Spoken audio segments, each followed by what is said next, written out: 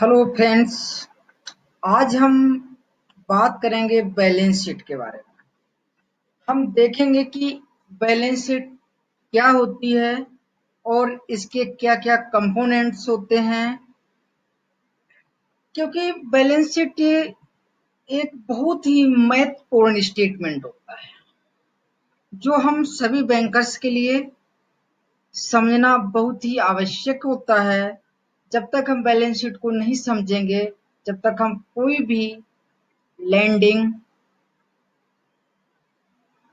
के लिए हम प्रॉपर असेसमेंट नहीं कर पाए, खासकर उन केसों में जिन केसों में हमको ओवरड्राफ्ट की फैसिलिटी, सीसी की फैसिलिटी किसी फर्म, कंपनी या इंडिविजुअल के नाम से देनी होती है। तो आइए दोस्तों, हम सबसे पहले जानते हैं कि बैलेंस शीट क्या होती है। ठीक है दोस्तों, थोड़ा पेशेंस बना करके रखिएगा। हम उम्मीद करते हैं कि ये वीडियो आपको बहुत ही पसंद आएगा और हमने इसमें बहुत ही कड़ी मेहनत की है। और अगर आप इसको सीरियसली से देखेंगे, पढ़ेंगे, समझने की कोशिश करेंगे, तो चाहे आपका सीआईबी हो, चाहे आपका जीआईबी हो, चाहे आपका रूटीन वर्क हो ब्रांच के अंदर, आपको बहुत ही बेनिफिट होगा। हालांकि ये वीडियो स्पेशल प्रिपेयर किया गया है सीआईबी का जो फर्स्ट कंपलसरी पेपर है एडवांस बैंक मैनेजमेंट की यूनिट 27 ग्रुप मॉड्यूल डी का। ठीक है, आइए हम टाइम को ना खराब करते हुए सीधे चलते हैं हम टॉपिक की ओर। देखते हैं कि बैलेंस शीट क्या होती है। बैलेंस शीट एक स्टेटमेंट होता है। Balance sheet balance sheet is a statement of financial position. Balance sheet क्या होता है? किसका? फाइनेंशियल पोजीशन का, यानी किसी भी फर्म का, किसी भी कंपनी का, किसी भी बैंक का एक फाइनेंशियल स्टेटमेंट है जो जिसको हम आर्थिक चिट्ठा कहते हैं। ये किसी कंपनी का एक आर्थिक चिट्ठा होता है of an entity as on a particular date. लेकिन इसमें एक स्पेसिफाइड डेट का होना बहुत ही मैंडेटरी है। मतलब ये जिस भी डेट का चिट्ठा होगा, जिस भी डेट का स्टेटमेंट ऑफ फाइनेंशियल स्टेटमेंट होगा, वो एक पार्टिकुलर डेट का होगा। It is similar to the net worth of a individual. Is similar यानी स्टेटमेंट, फाइनेंशियल पोजीशन यानी फाइनेंशियल स्टेटमेंट जो है, यानी बैंक बैलेंस शीट है या कंपनी की बैलेंस शीट है, यानी बैलेंस शीट सिमिलर किसकी तरह है? It is similar to net worth of an individual. ये जैसे कि एक व्यक्ति की जो नेट वर्थ है, उसी तरह से बैलेंस शीट किसी कंपनी की एक नेट वर्थ है। किसी कंपनी की क्या है? नेट वर्थ है। आगे देखते हैं सेकंड पॉइंट पे। It is a statement of asset and liability. ये एसेट्स और लायबिलिटी का स्टेटमेंट है। किसका स्टेटमेंट है? एसेट एंड लायबिलिटी का स्टेटमेंट है as on a particular date. यानी ये एक पार्टिकुलर डेट का एक एसेट और लायबिलिटी, यानी किसी कंपनी या बैंक की एसेट एंड लायबिलिटी का एक स्टेटमेंट है, एक फाइनेंशियल स्टेटमेंट है जो कि प्रिपेयर किया गया है कब? एक पार्टिकुलर डेट को। Normally is prepared at the end of accounting period. Normally इसको अकाउंटिंग पीरियड के एंड में प्रिपेयर किया जाता है। अकाउंटिंग पीरियड क्या होता है? एक फाइनेंशियल ईयर, यानी अकाउंटिंग पीरियड जो शुरुआत होता है, स्टार्ट होता है 1 अप्रैल से लेकर के एंड कब होता है? 31 मार्च को। तो यानी मोस्टली ये क्या होता है? 31 मार्च की डेट का एसेट और लायबिलिटी का स्टेटमेंट होता है। For which profit and loss account prepared, यानी जब हम प्रॉफिट एंड लॉस अकाउंट को प्रिपेयर कर रहे होते, बना रहे होते, तो उस समय इसकी जरूरत पड़ती है। द बैलेंस शीट में बी ड्रॉन ऑन हॉरिजॉन्टल और वर्टिकल फॉर्मेट एज अंडर। जैसा कि अभी हम देखेंगे कि बैलेंस शीट को हम दो फॉर्मेट में बनाते हैं। बैलेंस शीट को हम कितने फॉर्मेट में बनाते हैं? 2 फॉर्मेट में बनाते हैं। हालांकि बैलेंस शीट का जो फॉर्मेट है वो फिक्स नहीं है, लेकिन बैंकिंग के लिए जो कंपनी एक्ट 1956 के तहत इसका स्पेसिमेन दिया गया है, बाकी के लिए कोई जरूरी नहीं है कि ये मतलब फिक्स ही हो, मतलब इस तरह की ही बैलेंस शीट हमको बनानी है।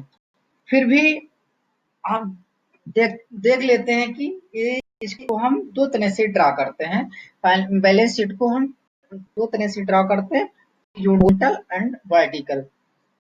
अब इसको जानने से पहले हम आगे देख लेते हैं कि इसकी कुछ टर्मिनोलॉजी के बारे में। इसकी कुछ जो मेन कुछ चीजें हैं उनके बारे में देख लेते हैं, तभी हमें बैलेंस शीट सही समझ में आएगी। जैसे शेयर कैपिटल। शेयर कैपिटल क्या है? Share capital is the capital of share holders. यानी जब बड़ी बड़ी कंपनियां होती हैं तो वो किसी एक व्यक्ति की नहीं होती हैं, उसमें क्या होता है 2 4 10 15 20 100 पार्टनर होते हैं, शेयर होल्डर्स होते हैं। उन शेयर होल्डरों की क्या होती है, पैसा लगा होता है उस कंपनी में। तो जो उस शेयर होल्डर का जो पैसा लगा होता है वो जब इकट्ठा हो जाती है तो वो क्या कहलाती है? शेयर कैपिटल कहलाती है। यानी सपोज दैट, मान लीजिए हमारा बैंक एक्स वाई जेड, हमारे बैंक का नाम है, उस एक्स वाई जेड में 10,000 करोड़ की शेयर कैपिटल है। तो 10,000 करोड़ किसी एक पार्टिकुलर, किसी एक स्पेसिफाइड पर्सन की नहीं है। उसमें क्या है कि उसमें 10 20 50 100 1000 मतलब कई शेयर होल्डरों की कैपिटल लगी हुई है। तो जब उस शेयर होल्डर्स की कैपिटल को हम क्लब करते हैं तो वो शेयर कैपिटल कहलाती है। आइए जानते हैं करंट लायबिलिटी। करंट लायबिलिटी क्या होती है? Which liability payable to within 12 month, मतलब वे लायबिलिटी जिसको हमें 12 महीने के अंदर पेमेंट करनी होती है। यानी हमारी बैंक को, मतलब वो लायबिलिटी जो हमारी bank with in 12 month payment करती है।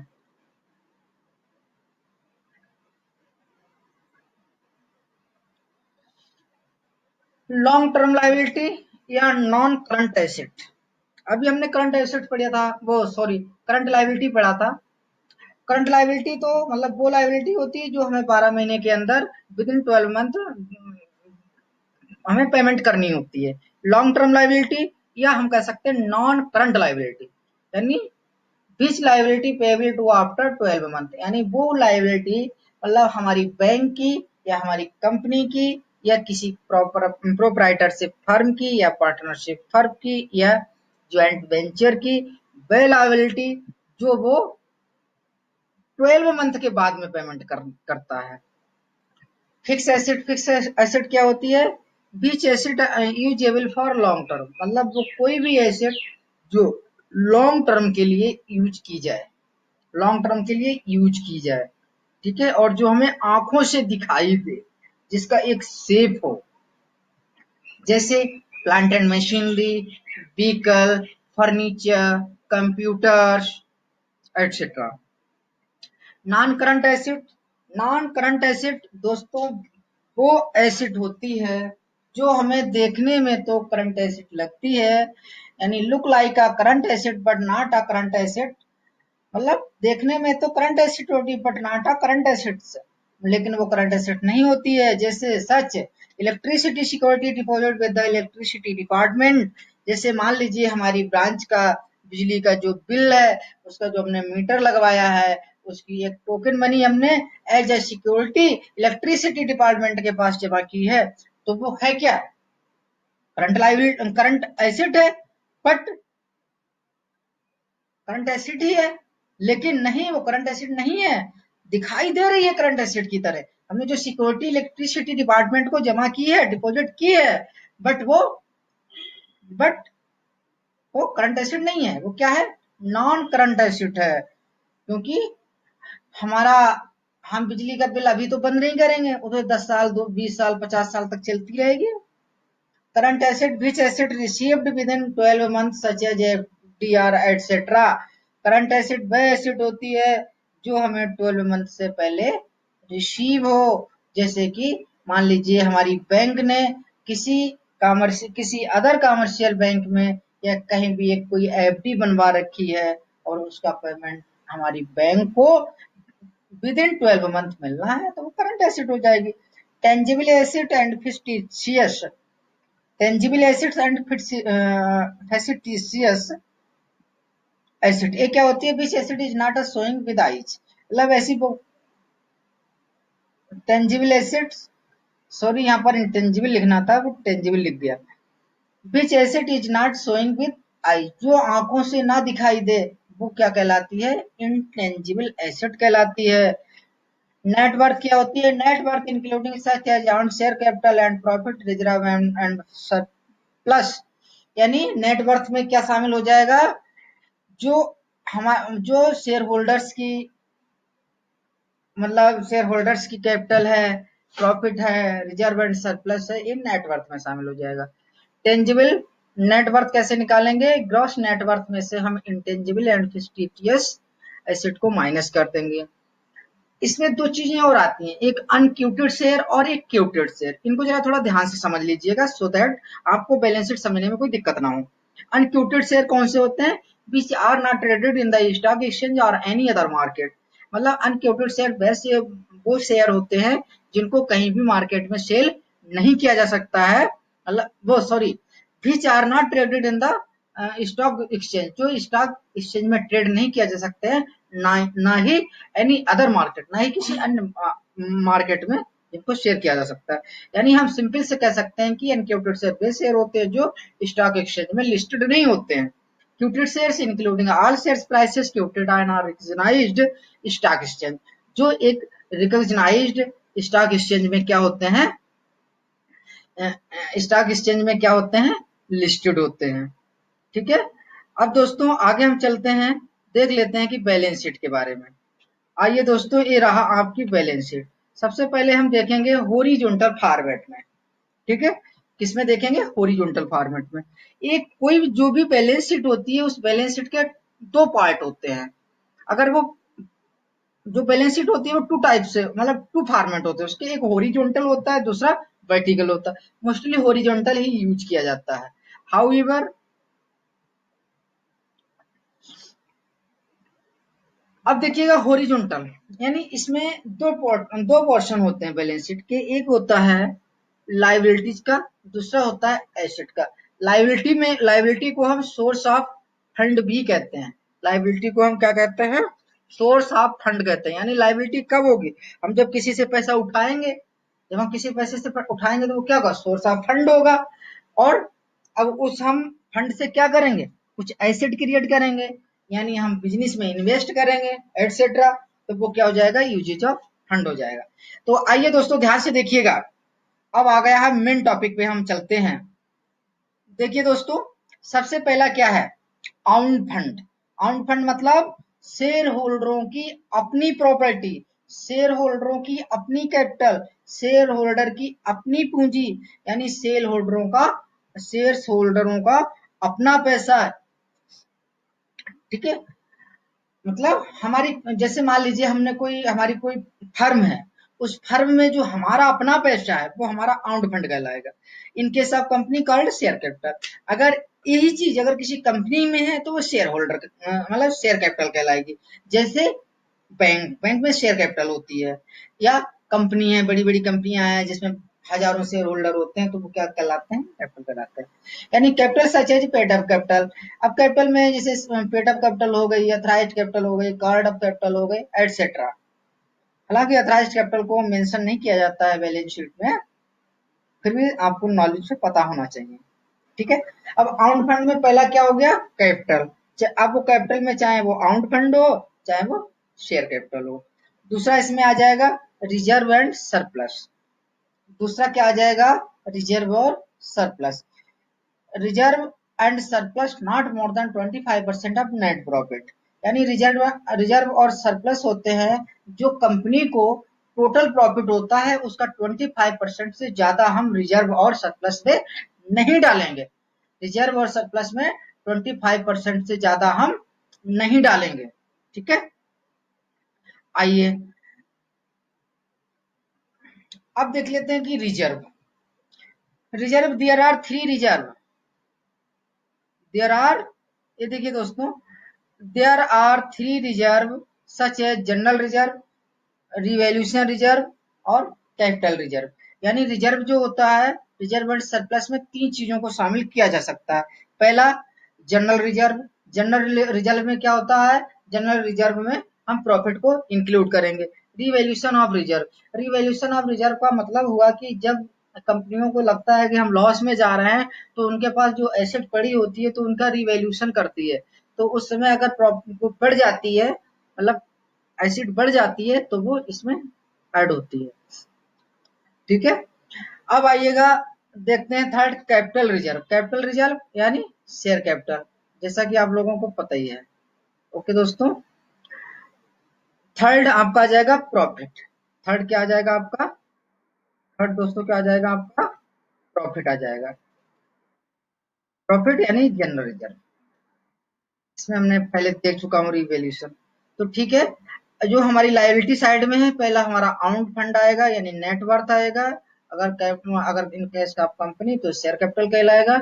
इसमें 3 पार्ट होते हैं, कैपिटल का होता है, रिजर्व सरप्लस होता है और प्रॉफिट होता है। ठीक है, आइए दोस्तों अब देखते हैं कि long term asset. Long term asset क्या होता है, वो sorry, long term borrowings fund. Long term borrowings fund यानी ये हमारा जो लायबिलिटी है, जो बैलेंस शीट में लायबिलिटी है, उसका ये सेकंड मोस्ट इंपॉर्टेंट पार्ट है, लॉन्ग टर्म बारोइंग्स। यानी लॉन्ग टर्म जो हमने लैंडिंग ले रखी है, इसके अब लॉन्ग टर्म बारोइंग्स में 3 चीजें शामिल होती हैं। पहला लॉन्ग टर्म बारोइंग्स फ्रॉम बैंक्स, यानी जब हमने बैंक से लॉन्ग टर्म पीरियड के लिए लोन ले रखा, अनसिक्योर्ड लोन आ जाएंगे इसमें। अनसिक्योर्ड लोन में जैसे हमने किसी प्राइवेट बंदे से लोन ले लिया, हमने अपने फ्रेंड से लोन ले लिया, हमने अपने रिलेटिव से लोन ले लिया, तो वो अनसिक्योर्ड लोन कहलाएगा। Sundry creditors if more than 180 days, अगर हम कोई भी सन्ड्री क्रेडिटर्स है जिनको हमें 60 दिन मतलब 180 दिन के बाद में पेमेंट करना है, तो वो हमारा वो हमारा लॉन्ग टर्म बारोइंग्स में आएगा।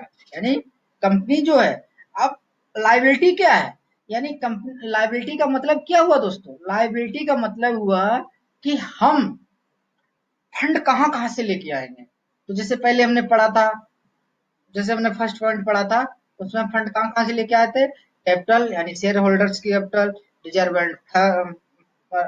एंड सरप्लस और प्रॉफिट को लेकर के आए थे। सेकंड है most important long term. Long term में हम कहां से एसेट, कहां से हम लाइक कहां से हम फंड को लाएंगे, हो सकता है बैंकों से बारोइंग कर लें, बैंकों से लोन ले लें, हो सकता है हम अपने रिलेटिव्स या फ्रेंड से ले लें।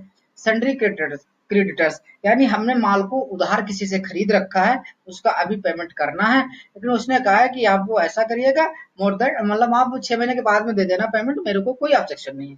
अगर ऐसी कंडीशन है तो लॉन्ग टर्म बारोइंग्स में आएंगी। थर्ड है इसमें most important word current liability. Current liability वो लाइबिलिटी होती है जैसे overdraft, current CC, OD, ODCC outstanding balance, यानी ओडी और सीसी में जो आउटस्टैंडिंग बैलेंस है, यानी जो बैलेंस हमको बैंक को देने वाला है, जो हमारी ओडी अकाउंट में खड़ा है और बैंक को पेमेंट करने वाला है। Sundry creditors less than 180 days, यानी वो सन्ड्री क्रेडिटर्स जिनको हमें 60 दिन से पहले पेमेंट करना है। क्योंकि हो सकता है कि हमने हमने जो उधार माल खरीदा है, उधार माल उठाया है किसी अन्य लोगों से, वो कहेंगे नहीं भाई हमें तो 1 महीने में पेमेंट दे देना या 2 महीने में पेमेंट दे देना, just card sundry creditors less than 180 days. अगर वो लेस देन 180 डेज है तो किस में आएंगे, करंट लाइबिलिटी में आएंगे। अगर मोर देन 180 डेज है तो वो किस में आएंगे, लॉन्ग टर्म बारोइंग्स आएंगे। दोस्तों यहाँ पर याद रखना है कि अगर सन्ड्री क्रेडिटर्स में कोई टाइमिंग नहीं दी गई है तो वो हमेशा करंट लायबिलिटी में आएंगे। ठीक है, थर्ड आइए करंट लायबिलिटी का थर्ड पार्ट देखते हैं। All term loan which are payable within 12 month, यानी बैंक हमने जो भी लोन ले रखे हैं, कंपनी ने जो भी लोन ले रखे हैं, बैंक ने जो भी लोन अदर बैंकों से ले रखे हैं, जिनका पेमेंट 12 महीने के अंदर करना है, वो करंट लायबिलिटी में आएंगे। या हमने कोई भी प्रोविजनिंग कर रखी है, जैसे कि हम 31 मार्च को प्रोविजनिंग करते हैं, तो वो क्या होगा, 10-20 साल थोड़ी प्रोविजनिंग चलती है। हम 31 मार्च को यानी मार्च के महीने में प्रोविजनिंग करते हैं, अप्रैल में क्या करते हैं उसको रिवर्स कर देते हैं। जैसे इलेक्ट्रिसिटी बिल का पेमेंट हो गया, वाटर बिल हो गया, टेलीफोन बिल हो गया, एटसेट्रा। इसके बाद में क्या होगा, ये हमारा आई थिंक दोस्तों आप लोगों के समझ में आ गया होगा। इसके बाद में बिल पेएबल, यानी ऐसे कोई भी बिल है जो हमको अभी पेमेंट करने के लिए है, तो बिल पेएबल भी किस में आएंगे, करंट लायबिलिटी में आएंगे, या ट्रेड क्रेडिटर्स, यानी जो पहले भी पढ़ चुके हैं सन्ड्री क्रेडिटर्स, वो भी वो ट्रेड क्रेडिटर्स की कैटेगरी में ही आएंगे। आइए दोस्तों, अब इसके बाद में टोटल हमारी लायबिलिटी आ जाएगी। अब हम देख लेते हैं दोस्तों एसेट साइड में। एसेट साइड में क्या है, सबसे पहला पॉइंट है fix asset, fixed asset. Fixed asset ये क्या होती है, such as plant and machinery furniture, यानी जो प्रॉपर्टी हमको आंखों से दिखाई दे और वो चलती फिरती ना हो। जैसे इसमें बिल्डिंग भी आ जाएगी, बिल्डिंग आ जाएगी, प्लांट एंड मशीनरी आ जाएगा, फर्नीचर आ जाएगा, एटसेट्रा। नॉन करंट एसेट, जैसा कि अभी हमने पढ़ा था पहले, नॉन करंट एसेट वो एसेट्स जो हमें देखने में तो करंट एसेट मालूम होती हैं, बट रियल में वो करंट एसेट नहीं होती हैं। तो इसमें नॉन करंट एसेट में क्या क्या आ जाएगा, security deposit of electricity bill, जैसे हमने इलेक्ट्रिसिटी बिल की कोई सिक्योरिटी दे रखी है, मीटर की सिक्योरिटी दे रखी है, इन्वेस्टमेंट इन सिस्टर कंसर्न, या हमारी जो सिस्टर कंसर्न है, यानी मान लीजिए हमारी एक फर्म चल रही है और दूसरी भी फर्म, दूसरी कोई और फर्म चल रही है, तो हमने जो दूसरी फर्म में हमने जो पैसा लगाया, सिस्टर कंसर्न का मतलब हुआ कि अपने पैरेलल जो हमारी फर्म चल रही है उसके पैरेलल हमने कोई दूसरी फर्म को इस्टेब्लिश कर दिया है, तो उसमें जो हमने इन्वेस्टमेंट किया है वो भी हमारा नॉन करंट एसेट में आएगा। बुक डेब्ट्स, जो बुक डेब्ट्स हैं वो नॉन करंट एसेट में आएंगे। और दूसरा सन्ड्री, सन्ड्री डेब्टर्स। अब इसमें भी सन्ड्री डेब्टर्स अगर मोर देन 80 डेज है तो किसमें आएंगे, नॉन करंट एसेट में आएंगे। किसमें आएंगे दोस्तों, नॉन करंट एसेट में आएंगे। अगर लेस देन 180 डेज है तो फिर करंट एसेट में आएंगे। जैसे इसमें क्या था, पहले वाले में क्या था, लायबिलिटी वाले में, कि अगर सन्ड्री क्रेडिटर्स मोर देन 80 डेज हैं तो किसमें आ रहे थे, लॉन्ग टर्म बोरोइंग्स में आ रहे थे। अगर वही विद इन 180 डेज है तो करंट करंट एसेट लायबिलिटी में आ रहे थे। जस्ट लाइक इसमें अगर सन्ड्री डेब्टर्स, डेब्टर्स आएंगे नॉन करंट एसेट में अगर वो मोर देन 80 डेज हैं, investment in in unquoted shares. Unquoted shares, जैसा कि मैंने पढ़ा कि वो अनक्यूटेड शेयर्स मतलब which shares not traded in the stock exchange और एनी अदर मार्केट, यानी जिन जो किसी भी स्टॉक एक्सचेंज में मतलब वो नहीं होते हैं, मतलब क्या नहीं होते हैं, लिस्टेड नहीं होते हैं, मतलब उनको हम ट्रेड नहीं कर सकते हैं एक्सचेंज में, एक्सचेंज में। अगला पॉइंट, ये एसेट का पॉइंट हम देख रहे हैं, इंटेंजिबल एसेट और फिक्टिशियस एसेट। इंटेंजिबल एसेट्स और फिक्टिशियस एसेट्स। इंटेंजिबल एसेट्स और फिर मतलब वो एसेट जो हमें आंखों से दिखाई ही नहीं दे, मतलब this asset can not be seen by the eyes, मतलब जो आंखों के द्वारा एसेट्स को ना देखा जा सके, वो क्या कहलाती है, इंटेंजिबल एसेट कहलाती है। जैसे इसमें गुडविल आ जाएगा, कॉपीराइट्स आ जाएगा, पेटेंट आ जाएगा, रॉयल्टी आ जाएगा, और प्री मिलनरी एक्सपेंसेस, यानी pre operative expense, no sorry, preliminary expenses, यानी प्रारंभिक खर्चे जो जो फर्म को, जो कंपनी को इस्टेब्लिश करने से पहले खर्च किए जाते हैं, वो हमारे इंटेंजिबल एसेट में आएंगे। यानी जहां पर प्री मिलिनरी एक्सपेंसेस आ जाए, कभी कभी जीआईबी में भी आ जाता है, सीआईबी में भी आ जाता है कि प्री मिलिनरी एक्सपेंसेस बैलेंस शीट के किस पार्ट में आते हैं। नीचे ऑप्शन लिखा रहेगा, intangible assets, current assets, non current assets, या इनमें से कोई नहीं, तो वो किसमें आएंगे, intangible asset. प्रीमिलरी expenses, intangible assets. Discount on our shares, अगर हमारी बैंक के ही जो शेयर हैं जो हमने पब्लिक में दे रखे हैं, पब्लिक को दे रखे हैं शेयर, उन पर अगर आप कोई भी डिस्काउंट देते हैं तो वो हमारा इंटेंजिबल एसेट में आएगा।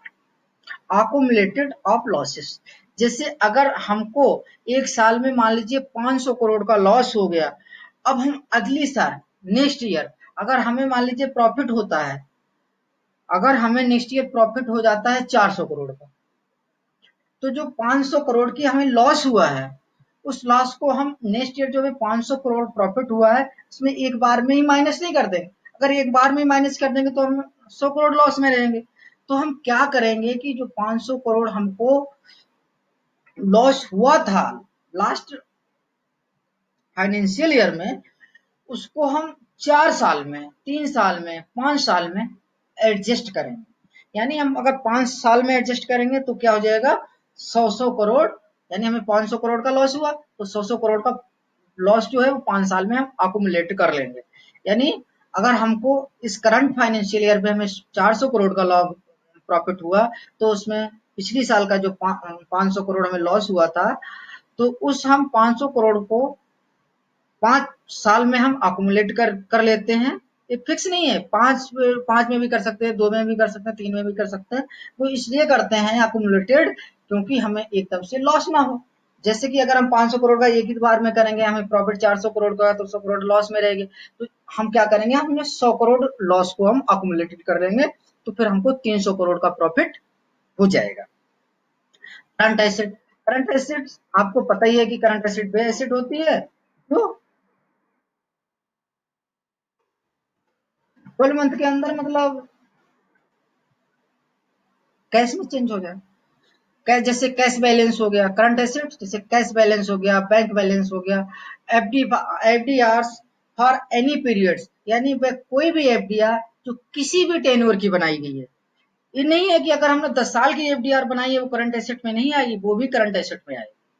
ठीक है, वो भी कहाँ आएगी, करंट एसेट में आएगी। कभी कभी हमारे फ्रेंड्स से कंफ्यूज हो जाते हैं कि नहीं सर एफडीआर तो 5 साल की बनी गई है, तो हमको तो 5 साल के बाद में मिलेगा, फिर वो करंट एसेट में नहीं क्यों आएगी। नहीं दोस्तों, वो करंट एसेट में आएगी। कैसे, मान लीजिए आपने मान लीजिए आपने 5 साल की कोई एफडी बनाई है, अगर वो 6 महीने के बाद में आता कहता है मुझे अर्जेंट पैसे की जरूरत है, क्या आप पैसे उसे नहीं देंगे, आपको देना पड़ेगा, इसीलिए वो current asset. Pre operative expenses, यानी कुछ जो होते हैं कि बिजनेस को ऑपरेट करने से पहले, फर्म को ऑपरेट करने से पहले जो हम प्री एक्सपेंसेस करते हैं, वो हमारे प्री ऑपरेटिव एक्सपेंसेस किसमें आ जाएंगे। जहां पर प्री ऑपरेटिव एक्सपेंसेस का वर्ड लिखा हो, समझ लीजिए वो क्या है, हमारा करंट लाइव एसिड है। Investment in quoted shares, investment in quoted shares का मतलब, क्योटेड शेयर्स हमने अभी पढ़ा था, क्योटेड शेयर वे शेयर होते हैं जो स्टॉक एक्सचेंज में लिस्टेड होते हैं, यानी हम किसी भी स्पेसिफाइड स्टॉक एक्सचेंज में ट्रेड कर सकते हैं, यानी किसी भी मार्केट में या उस पर हम स्टॉक एक्सचेंज में ट्रेड कर सकते हैं। Book debts and all types of goods loan instalment recovered within 12 month, यानी वो कोई भी लोन इंस्टॉलमेंट, चाहे वो हमने 10 साल का लोन किया गया है, जो हमें 12 साल के, जो हमें 12 महीने के अंदर, जो विद इन 12 मंथ के अंदर, विद इन 1 ईयर के अंदर जितना हमें लोन रिकवर होगा, वो हमारा क्या कहलाएगा, करंट एसेट कहलाएगा। इसलिए दोस्तों, आपको अब मेरा अगर वीडियो अच्छा लगा हो तो प्लीज लाइक और कमेंट जरूर करें। धन्यवाद, शुक्रिया।